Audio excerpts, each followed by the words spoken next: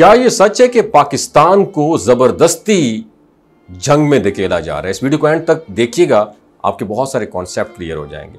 कश्मीर का जो दिल है पहलगाम, उसकी जंगलात में एक अंदोनाक वाकया पेश आया जिसने पूरे खित्ते को लर्जा के रख दिया है। बेसरान के घने और कदीम दरख्तों के दरमियान अचानक दहशत की एक लहर दौड़ गई। इतलात के मुताबिक इंडियन आर्मी की वर्दी पहने कुछ अफराद ने अचानक आम शहरियों पर अटैक कर दिया। यह हमला इतना तेज और अचानक था कि किसी को संभलने का मौका ही नहीं मिला। फायरिंग की आवाजें घने दरख्तों में गूंजती रहीं और जब धुआं छटा तो जमीन पर 26 लाशें बिखरी हुई थी। उन मरने वालों में एक नौजवान मुसलमान भी शामिल था और बाकी भी तमाम मर्द थे और जख्मियों को हेलीकॉप्टरों के जरिए रेस्क्यू करना पड़ा। एक तरफ लाशें पड़ी हुई थी, दूसरी तरफ मीडिया पर खबरें गूंज रही थी। मगर सबसे हैरान कुन खबर पता है क्या थी? हमले के सिर्फ चंद ही मिनट में इंडियन मीडिया ने एक मुश्तरका बयान नशर किया कि यह हमला पाकिस्तान के हमायत याफ्ता group the resistance front TRF ने किया है। अब सवाल ये पैदा उठता है, इतनी तेजी से मुकम्मल इन्वेस्टिगेशन किए बगैर कैसे किसी ग्रुप पर इल्जाम आयद कर दिया गया है? क्या यह खबर पहले से तैयार थी या एक सोची समझी मुहिम का हिस्सा था? यह पहले मौका नहीं है कि जब भारतीय मीडिया ने किसी वाक़े के फौरन बाद बगैर किसी सबूत के पाकिस्तान पर इल्जाम आयद कर दिया। और माजी में भी पुलवामा हमले जैसे वाक़यात में बगैर तहकीक के पाकिस्तान को मुजरिम ठहराया गया और बाद में जब हकायक सामने आए तो हकीकत बिल्कुल अलग निकली। मगर इस बात हालात और भी ज्यादा गंभीर हैं। बाज़ हलकों में सवाल उठाया जा रहा है, क्या कोई ये सोची समझी चाल है जिसके जरिए पाकिस्तान को जबरदस्ती जंग की तरफ धकेला जा रहा है?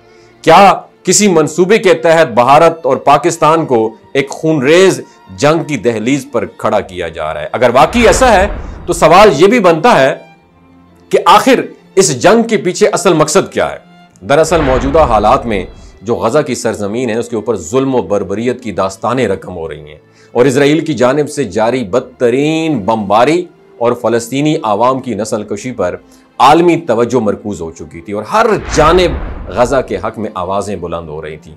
ऐसे में अगर भारत और पाकिस्तान जैसे दो एटमी ताकतों के दरमियान जंग छिड़ जाए तो यकीनन दुनिया की नजरें गजा से हटकर जनूबी एशिया की तरफ मुंतकिल हो जाएंगी। यूं इजराइल और उसके हमायती ममालिक को गजा में जारी जो जुल्म से बचने और अपनी कार्रवाइयां जारी रखने का खुला मौका मिल जाएगा। क्या ये सब महज इत्तफाक है या एक गहरी बैनुल-अक़वामी साजिश का हिस्सा है? अब सवाल जोर पकड़ता जा रहा है कि आज के दौर में किसी भी इलाकाई तनाज़े को बैनुल-अक़वामी सियासत से अलग करके नहीं देखा जा सकता। बेसरान की बात करें तो बेसरान का यह हमला भी शायद उस बड़ी बिसात का एक मोहरा हो जिसके जरिए दुनिया की तवज्जो हटाने और ताकतों के अपने मफादात पूरे करने की कोशिश की जा रही हो। अब जरा कश्मीर के मौजूदा हालात पर नजर डालें तो आर्टिकल 370 के खात्मे के बाद भारतीय हुकूमत ने गैर कश्मीरियों को कश्मीर में बसने के लिए कानूनी परमिशन भी दे दी है और हिंदू अक्सरियत को बसाने का अमल तेजी से जारी है और मकामी कश्मीरियों को उनकी जमीन और शनाख्त महरूम किया जा रहा है और मकामी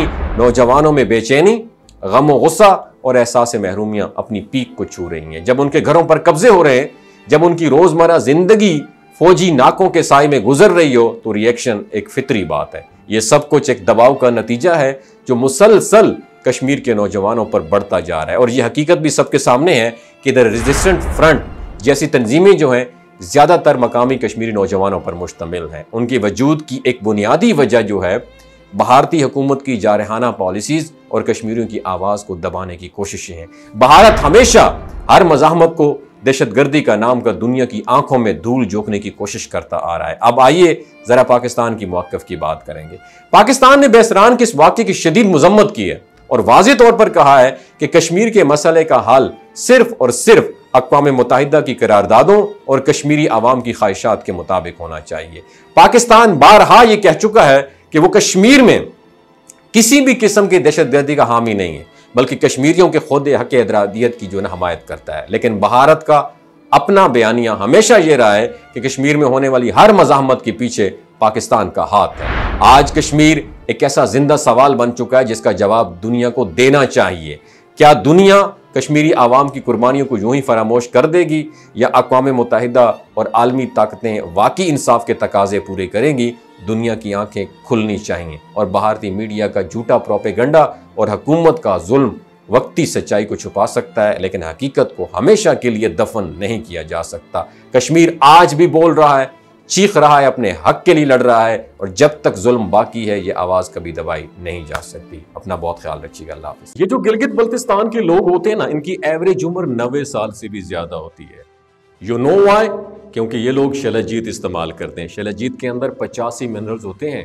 अगर आप चीज़ों को जल्दी भूल जाते हैं, मर्दाना कमज़ोरी महसूस करते हैं, औलाद जैसी नेमत से महरूम हैं, और आप स्पर्म काउंट आपके कम है, टेस्टोस्टेरोन हार्मोन इम्बैलेंस है, आप सदाबहार जवान नजर आना चाहते हैं, खून की कमी को दूर करना चाहते हैं, हड्डियों जोड़ों के दर्दों से निजात हासिल करना चाहते हैं, मोटापा कम करना चाहते हैं, तो डॉक्टर असद महमूद की प्योर एंड नेचुरल शैलजीत जरूर इस्तेमाल करें।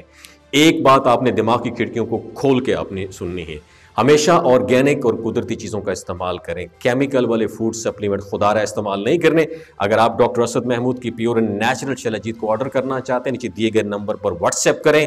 3 बातों का ख्याल रखना है, हाई ब्लड प्रेशर में मुब्तला अफराद, खवातीन जो प्रेग्नेंट हैं, और 15 से 20 साल की जो नौजवान नस्ल है जो गैर शादीशुदा हैं, अपने सेक्सुअल पावर को बूस्ट करने के लिए इस्तेमाल करना चाहते हैं, तो डॉक्टर की एडवाइस के बगैर इस्तेमाल ना करें। बाकी सारे लोग बेधड़क गर्मी और सर्दियों में इस्तेमाल कर सकते हैं। अपना बहुत ख्याल रखिएगा। अल्लाह हाफिज़।